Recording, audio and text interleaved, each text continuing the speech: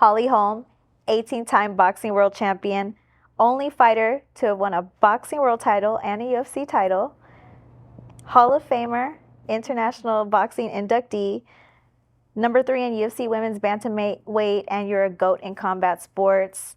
And it's just been announced that you signed a 6-fight deal with the UFC. How does that feel, and what does that mean to you? You know, I'm very blessed to be able to have such a lengthy career and still be healthy to fulfill that. So I just feel super blessed, and I don't want to make the time go by without making it worth it. You know, I'm still around for a while. I know I've accomplished a lot, and I'm very proud of what I've accomplished, but I'm still hungry to accomplish more. Out of these next 6 fights, who do you believe might be on your path to the title? You know, I feel like anything can happen. Every fight can change overnight. The title can change hands. The top 5 can, you know, swap pretty easily. You get 3 different fight cards, and you have, you know, a set of bantamweights on each one. Things can change a lot. So I don't really overlook too far into the future. I'm just focused on Yana right now because that's what I got to do to ensure, you know, the next step. You've had a lot of success and longevity in your career, and I want to know, have you ever sat back and realized how much of a badass that you really are? Sometimes I sit back and think, man, that was really awesome, and all it is a reminder that I still want more. I am proud of what I've done. I am, but I'm still not satisfied. I still feel like I have, you know, unfinished business. Why do you feel like you have the unfinished business? I think it's just in my heart, a passion I have to keep going. If I feel that ever goes to rest, then I'll lay the gloves down. But right now I'm passionate. You know, starting in MMA, everybody thought I should have retired after boxing. I was 30 before I even started a whole new career in MMA. And if I would have listened to everybody back then, I would have missed this whole journey. So I really just got to listen to my own heart and myself and stay true to that. And I'm still passionate, so I'm going to keep doing it. So you had mentioned you switched from boxing to MMA, and you're a woman in sports. Out of both of those combat sports, which one do you believe is more inclusive to women in regards to marketing, pay, inclusivity? Which one do you think is the one that stands out to you? I do feel that women in MMA get more kind of, you see their fights more, they're televised more, they're promoted more. Also, the girls are doing well. They're coming in and they're showing that they have something to fight for. I think also there's a lot of factors in that. You know, some girls might grow up doing wrestling, some girls might grow up doing jiu-jitsu, some girls might grow up with boxing. And so you have more of a pool of females that kind of filter into MMA rather than just boxing. So I feel that there's something to do with that too. You know, boxing, you don't really have a lot of wrestlers that like just all of a sudden hop over and start boxing. Sometimes you do. But I feel that there's more girls kind of going into MMA, so I think it's growing a little faster. So I think there's kind of a factual thing with that, but also I think some of the wins and some of the victories and some of the champions that have been there have led to that. I wish there was more you know, attention on women's boxing. I think it's always been there, and every now and then it has these highs, and then every now and then it kind of goes in the shadows again, and it'll never go away.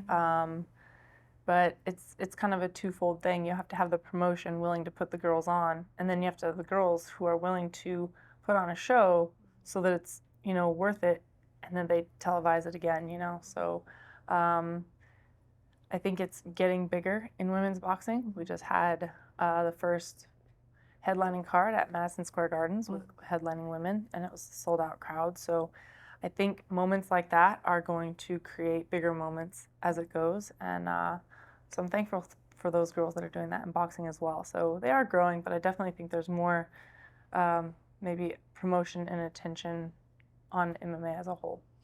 It really interests me that you made that switch, because then you have that knowledge of both MMA and boxing and what it takes to get to the top, and you've been to the pinnacle on both spectrums. For me, my question to you is, when it comes to your passion, I saw an interview where you said you wanted to make the switch because you felt the passion in MMA more. Mm-hmm. Where does that passion stem from? I think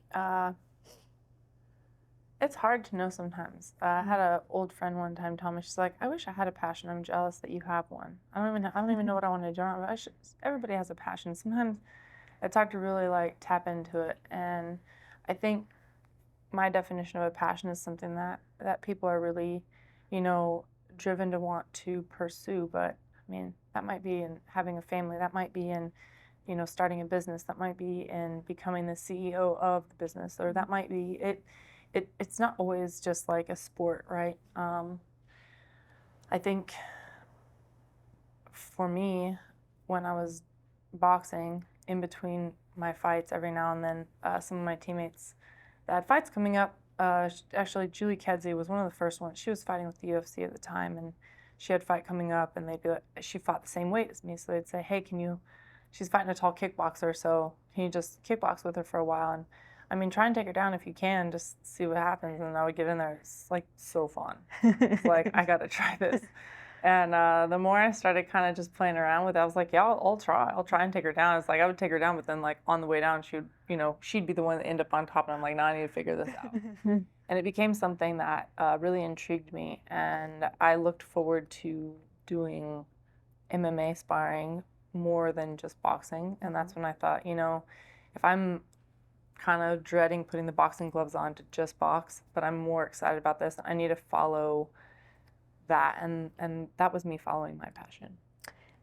When it comes to all your moments in your career in boxing and in MMA, which moment means the most to you throughout your entire career? I mean, I think winning the belt in MMA, my fight with Ronda definitely is a pinnacle, but that doesn't mean it was so much further than the rest. But, in boxing, I think the first time I really felt a fight like that, I was fighting Christy Martin. I had 12 fights. She had over 40. She had been on the cover of, Sports Illustrated. She had fought on the undercard of Mike Tyson, and I just had, 12 local bouts. So who was I to think I was going to go in and, wound up not even being, it was one of the easier fights in my career. The fight was easy, but getting there was hard. A lot of doubt. It was, the chances of me winning were slim to none, and all the odds were, really one-sided.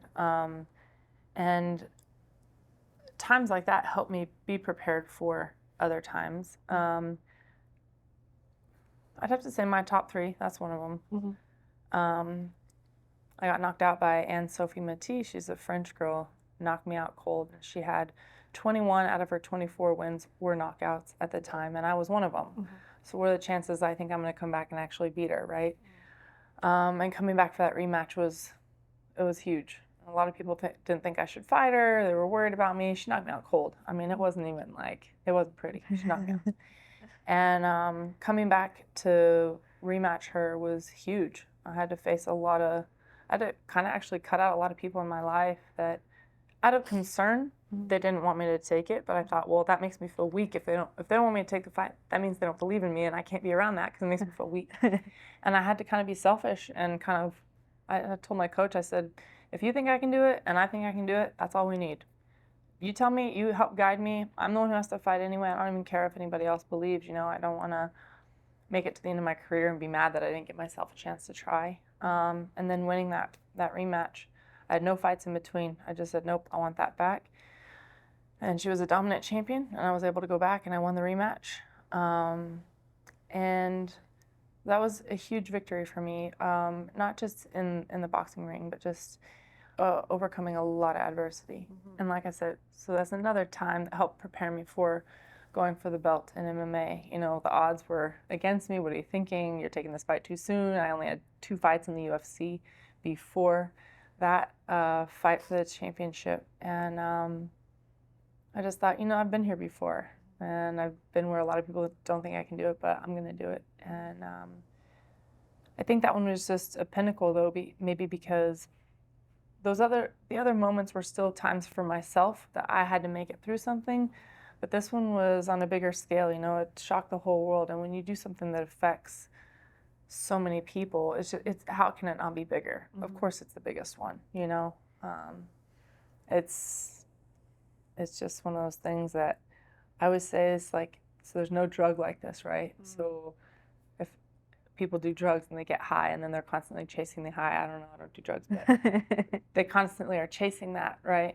But this drug is so high, like it's so powerful, like it even gets people around you, mm-hmm.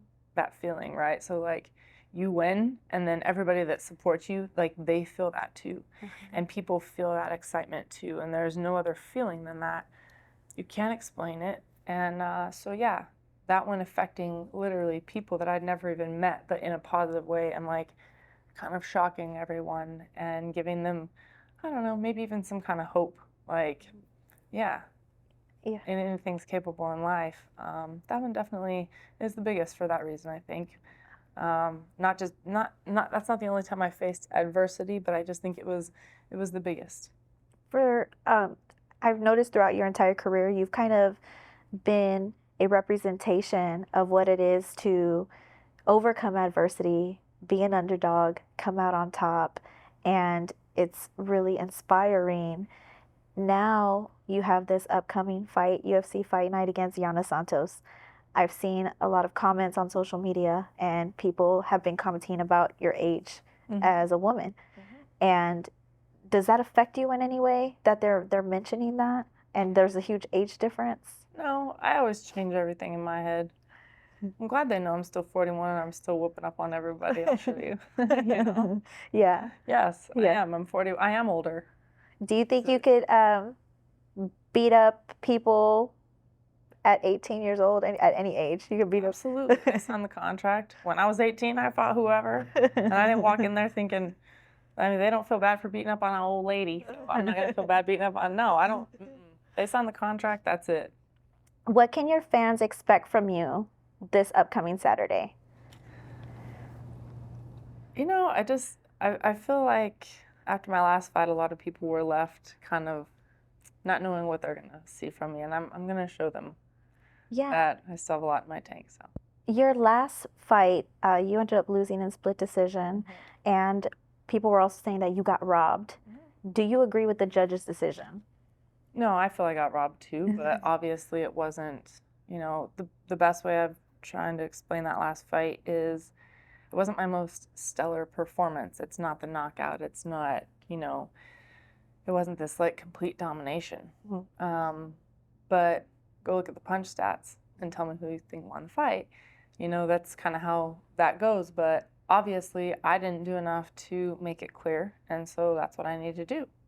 I don't sit there. I don't like to. That's why I didn't really want to sit on a soapbox about it and complain, because it's changes in myself that I can make to make it better, and that's what I need to learn from and progress from and move forward from.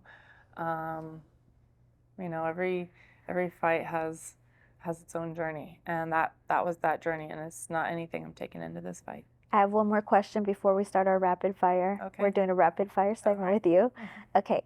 So your upcoming bout with Yana Santos, she has a black belt in Taekwondo, mm-hmm. and you're regarded as one of the best strikers of all time. How do you think your striking is going to match up against hers? I feel like this is going to be who's more focused that night and who's going to impose their will, and it's going to be me. Awesome. Well, okay, let's start our rapid fire. So I'm going to give you a name, and you're gonna give me the first word or the first sentence that comes to your mind when I give you these names. Okay. Okay. All right, let's get started. Okay. Number 1, Julianna Pena. You know, she's a scrapper. Okay. Dana White. A businessman and also very headstrong. Raquel Pennington. I feel like she's a scrapper too. Yana Santos. My next opponent, and I gotta beat her. The preacher's daughter as a young girl. Dreaming big. The preacher's daughter as a woman. Still dreaming big. And last but not least, Amanda Nunes. She's been a dominant champion for a reason, but somebody's got to get her again. Congratulations on your new contract with the UFC, Thank and I'm you. really excited for you, and good luck this weekend. Thank you so much. I Thank- appreciate it. Thank you, Holly. Thank you.